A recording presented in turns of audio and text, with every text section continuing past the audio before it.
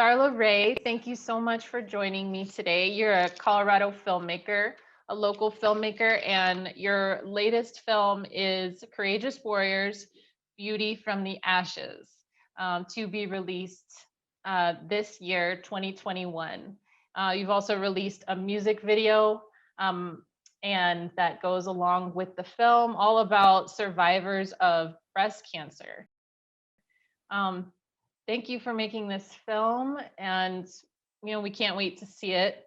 A very inspiring film for both women and people of all kind. You say it's a survivor story, rather than a story about breast cancer. Tell us more about your latest film. Yeah, well, thank you for having me. I appreciate it. Yeah, basically, Courageous Warriors, Beauty from the Ashes really is a group of extraordinary women who kind of take us on a journey. Yes, we go through the diagnosis, but that part is kind of short-lived within the documentary. We go through what they call, the good, the bad, the ugly, and then their beauty from the ashes. What kind of came out of that fire, if you will, or the storm of the breast cancer diagnosis, going through treatments and recovery, both for them and their caregivers, and then what they created on the other side to help others. And so, we have women who were diagnosed at 22, some diagnosed at 30. The one that was diagnosed at 30, the one that's the oldest in our film, she calls herself a human guinea pig. She said, "That's my contribution. I've been a human guinea pig for 41 years and I've survived."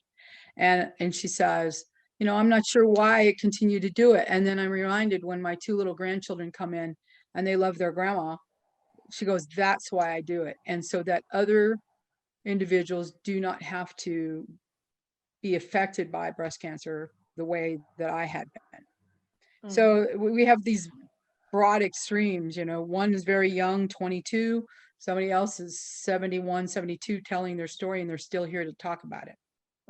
And it's not a breast cancer story. Breast cancer, in my opinion, is the backdrop of the story.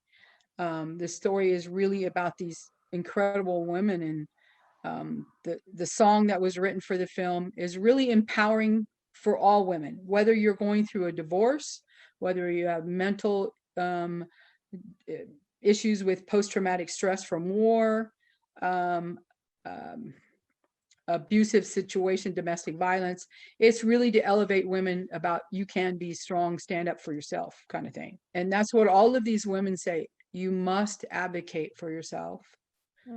The caregivers say, I must advocate for my partner, my friend, my family member. And that's really what this story is about.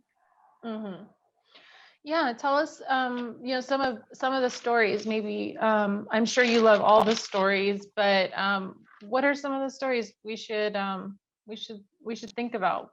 Ones that stuck out to you the most? Well, interesting enough, we have one person who we named her Cannabis Jen, because we had lots of Jens that we interviewed, so we kind of had to differentiate. But she was diagnosed at 36, triple negative breast cancer, and ended up with a double mastectomy, did not do reconstruction.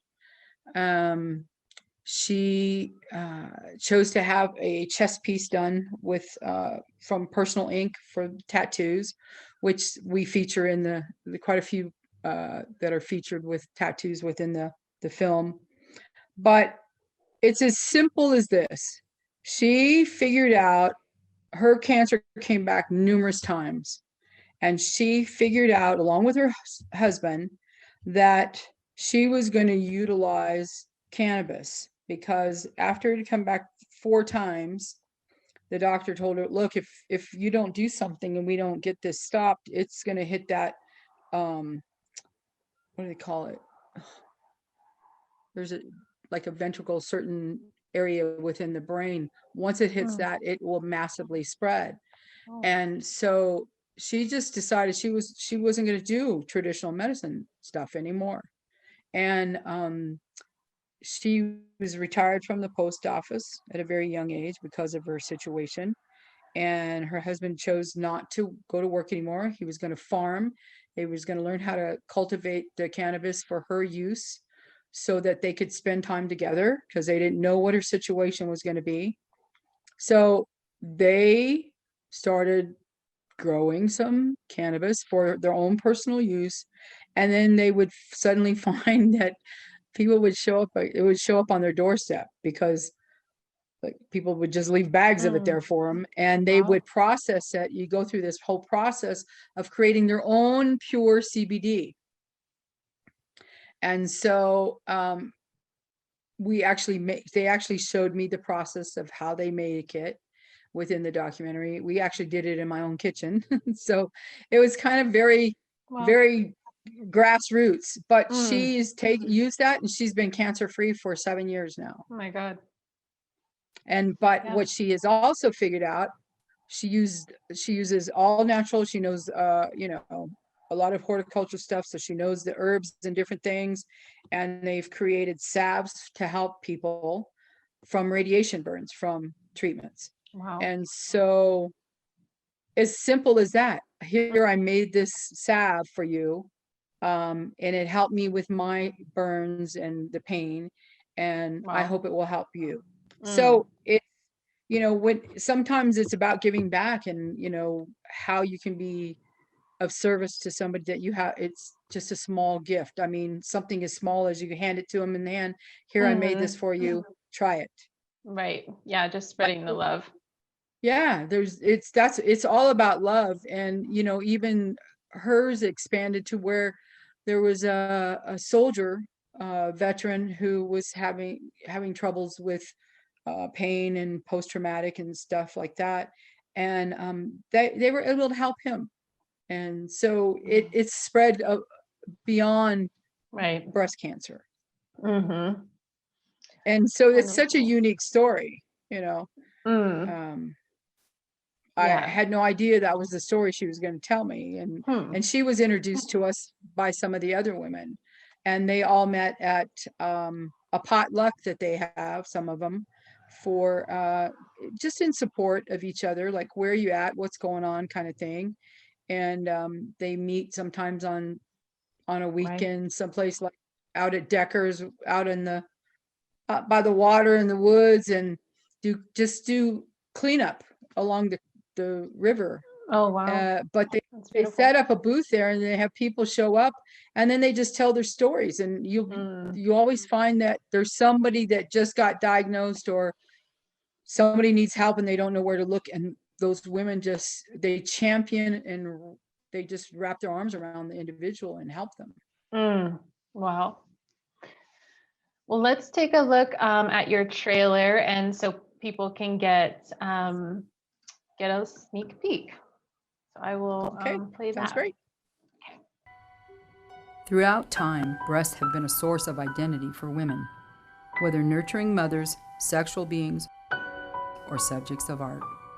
Our breasts literally precede us, making us both vulnerable and powerful. When a breast is lost to cancer, how does a woman become strong and whole again?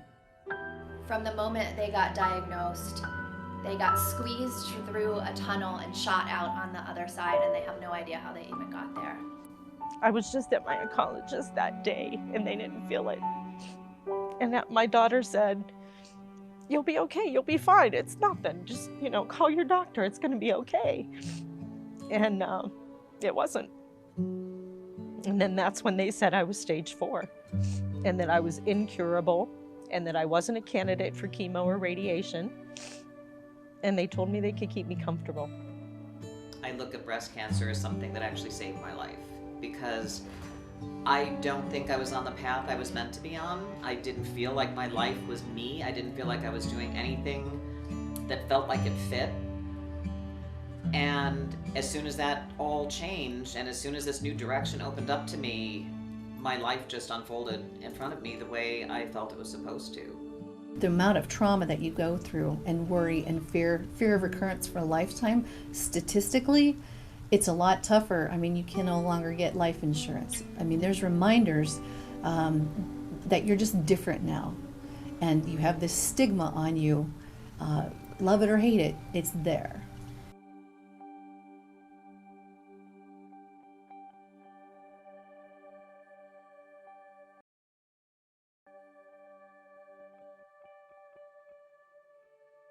Okay. So you have gone through this process. It sounds like you've been working on this for, you said 2.5 years. Is that right? So this podcast is mostly meant for creators to learn how to get inspiration from other creators on how, their process. So tell us more about, the struggles that you went through to create this. I know you're a pretty seasoned filmmaker, but if you could go through, what somebody might go through doing this type of documentary. Sure. First of all, it's really, people always ask the question, well, how do you do things that are so emotional? There are times when you get done with an interview, you have to take a walk outside for a little while, just because it is emotional. Many times you find yourself crying. I mean, I have even my editor who shoots with me, he's like, well, that was hard, and so there is an emotional impact that I don't know that a lot of people actually talk about that. I mean, when you've worked with a lot of filmmakers, after a while you will share those stories, like, oh man, that was really tough. But I don't think anybody tells you that going in, so you have that to deal with, and sometimes you have things to deal with that you have no idea. Now, fortunately for us, we shot a lot of this way before COVID. But there were some things that we needed to get, and obviously COVID presented a different set of problems. But ultimately, as long as you get the paperwork right and you contact the right people, people are pretty open. And when they even when I was first beginning, I just told them straight from the heart, this is what I want to do. This is how I want to help through this film project. And I think if you just keep talking until you get somebody that listens to what you're trying to accomplish, because there will be somebody somewhere that is going to benefit from you, and from your film. I always tell people, am I, Rory Kennedy? Am I Steven Spielberg? No, but that doesn't mean that what you're doing doesn't have value. And I always want people to think about whatever you're doing, it has value. It will have value to somebody. Just like the woman I talked about with the salves. She says, oh, well, I just make salves. It's no big deal. And I said, no, tell me about it. Because it was important enough to her to create, and it helped her, and she was willing to share. So I always liken it to me, if somebody says, I want to make a film and I want to make it about this, how do I approach that? Right. Make a list, start, do your own research, start checking, can you get interviews with medical professionals if you're doing something like this, that kind of substantiate, medically speaking, what the individuals are saying and sharing about their own experiences. Sometimes there's a big difference, and you have to decide, oh, am I going to go that way about the story? And with documentaries, I find specifically that when you start editing stuff together on the timeline, it starts telling you the story. You think the story's this direction, and it's going, nope, we're going this way. Yeah. Because, and I think you have to be in tune to your material and to your people, and really what you want the end result to be. Because if you go into it thinking, this is it, I'm not looking right, I'm not looking left. No, you have to look right and left, because there may be this golden morsel over here that you were not expecting. And I mean, and that's how this whole movie unfolded for me. Yeah. I mean, every time I turn around, it was another turn. I was like, oh, didn't even think about that. Mhm. So, as far as obstacles, difficulties, it's just this one is really emotion. It was really emotional, Okay. still emotional.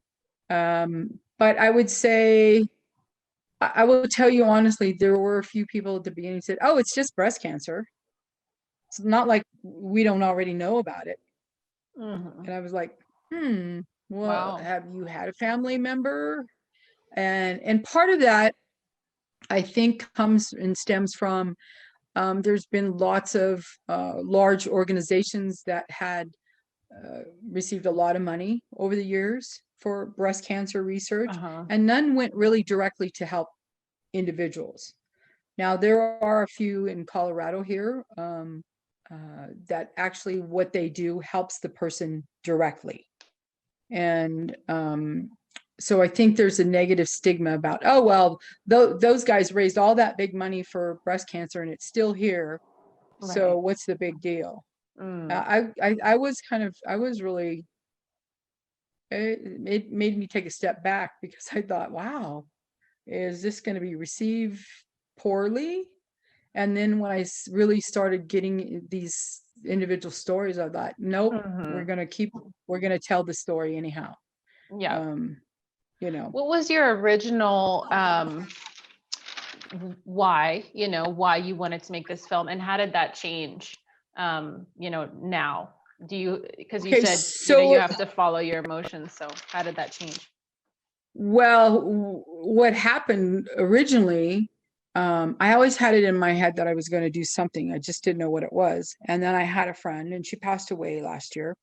Mm. She had written a monologue about a young woman in her 20s being diagnosed with breast Mm. cancer. And I told her one day, why have you not done anything with that? And she said, oh, I submitted it to some competition and they were going to do a staged reading of it.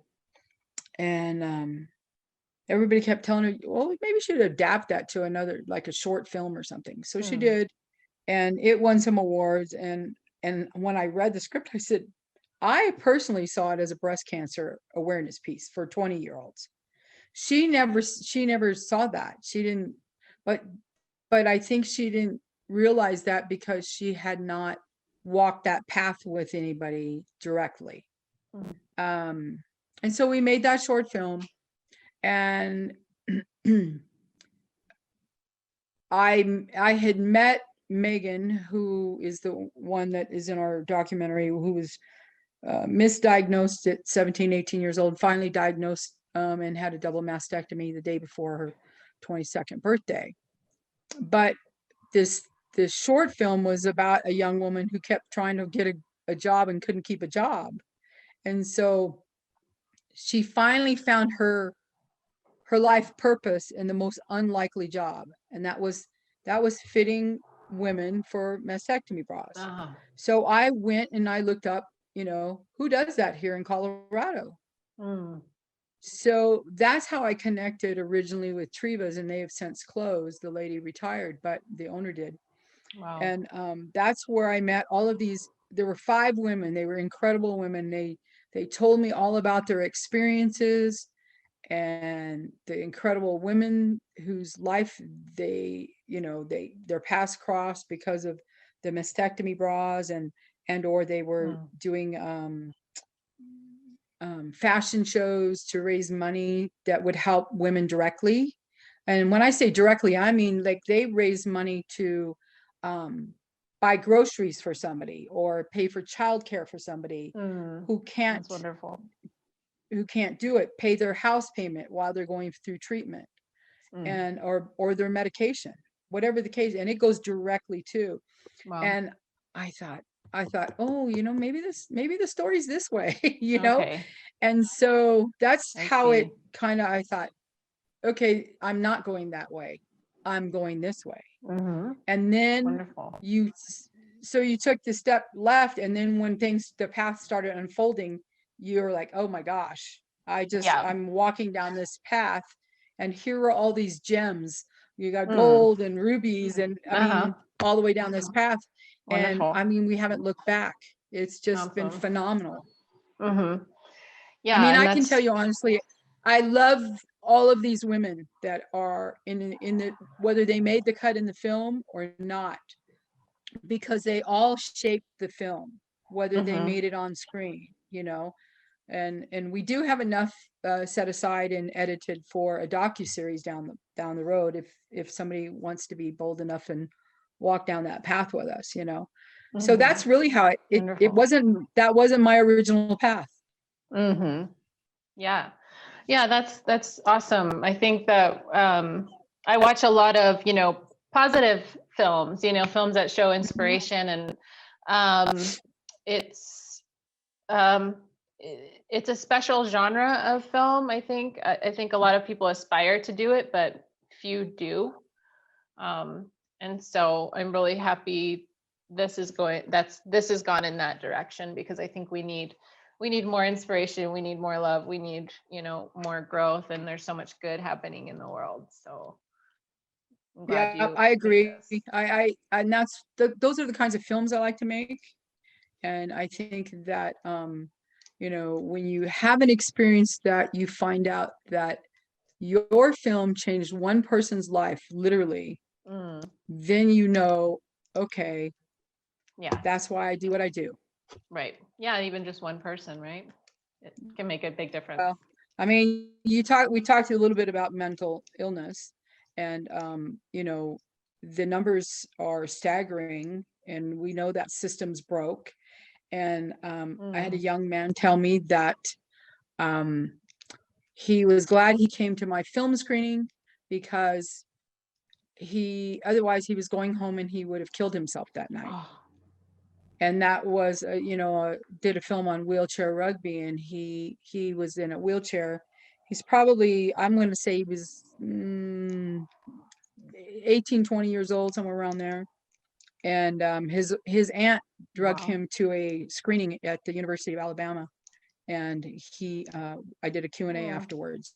Mm. And so when he said that, it stopped me like completely dead in my tracks. Wow. And he said, "You showed me that my life is different, but it's not over." Mm. And had she not brought him there, and that young man went on to win a Olympic medal at the Paralympic Games playing Oh, wheelchair wow. rugby. Wow. So I always remind myself, I know you don't think it matters, but you don't know who it's going to matter to. Uh-huh. Yeah, definitely. Wow, that's special. Yeah, we'll have to, that movie is also, tell us the name of that film. That one's called The Goal. The Goal. Is that available anywhere somebody could watch?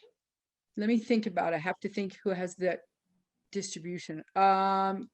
I'm not sure where it is actually, because that was my first film and I didn't know what I didn't know. And Oh, okay. I licensed the rights for a long time, but Maverick Entertainment has it, and I know they have it somewhere, but I don't know where, if it's like it was for a long time on Amazon. Okay. I'm not sure if it's still on Amazon or not. Okay. And do you know, do you have distribution plans for this film, for Courageous Warriors? Well, we have some plans, because we did the music video, and the music video and the song are being released by MC1 and Sony Orchard out of Nashville. They're interested in looking at the documentary. So Okay. if we get that option, we may go straight to distribution as opposed to do festivals. We'll just see how it unfolds at this point, Okay. because I also would like to see it released in some theaters in October for breast cancer awareness, Okay. and then then we can give some money back to these organizations here that are helping other people, and they don't charge the person going through breast cancer. Mm. Okay. Great. Well, how can people find you and kind of stay up to date with this film? Well, we have a Facebook page, Courageous Warriors, Beauty from the Okay. Ashes. You can always find me on Facebook there, or Instagram. And then obviously our website, film-itproductions.com. So it's Film It Productions, but there's a dash in there for the website. Okay. And so anything that's happening, we post it Great. out there. We have a publicist. She's doing a great job. Great. Okay, well, thank you so much, and we can't wait to see your film. Well, thank you so much for your time, and Mhm. spread the word. We want everybody to see and Definitely. benefit from it. I hope we can end this terrible disease. Yes, and that's one of the things that one of the surgeons from here said, this is the cancer that is curable. We can fix this. Mm-hmm. So, Okay. well, Thank thank you you so so much. much. I appreciate it. Okay. Take care. Take care. See ya. See you soon. All right. Bye-bye. Bye-bye.